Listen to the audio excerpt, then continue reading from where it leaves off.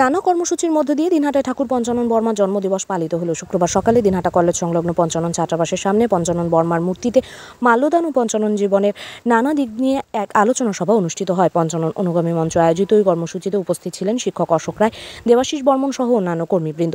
অনুষ্ঠানে আলোচনা করতে গিয়ে বিশিষ্ট ব্যক্তিবর্গ বলেন, ঠাকুর পঞ্চানন বর্মা ছিলেন এমন একজন ব্যক্তিত্ব যিনি সাধারণ মানুষকে মুক্তির পথ দেখিয়েছেন। সারাটি জীবন সাধারণ মানুষের উন্নয়নের জন্য তিনি তার জীবনকে উৎসর্গ করেছিলেন।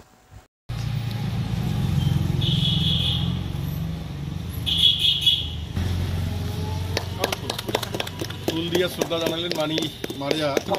হ্যাঁ, ছাত্রজন বারবার একটা সময় ছিল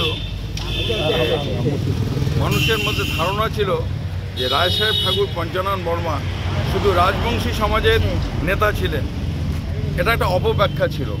কিন্তু আজকে যদি আলোচনা করে দেখা যায় যে রায় সাহেব ঠাকুর পঞ্চানন বর্মার যে কর্মকাণ্ড, আজকে যে কারণে আমরা রাজা রামমোহন রায় বিদ্যাসাগরকে সমাজ সংস্কারক বলি, সেই অর্থে গোটা উত্তর পূর্ব ভারতের অন্যতম সমাজ সংস্কারক ছিলেন কিন্তু রায় সাহেব ঠাকুর পঞ্চানন বর্মা।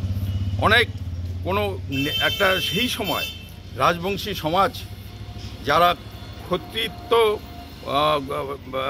তাদের যে আত্মগোপন করেছিলেন, সেই তাদের আত্মগোপন থেকে তাদের ভ্রাতৃত্ব মোচন করবার জন্যেই তিনি রাজবংশী সমাজকে উন্নত করবার জন্য তার আন্দোলন ছিল।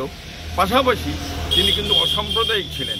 রায় সাহেব ঠাকুর পঞ্চানন বর্মাই বলেছিলেন যে হিন্দু মুসলমান বিচার নাই রে, মানুষ জন্মায় ভিন, উলসি ধায়া আত্মের উদ্ধার এই ক্ষত্রিয়ের চিন।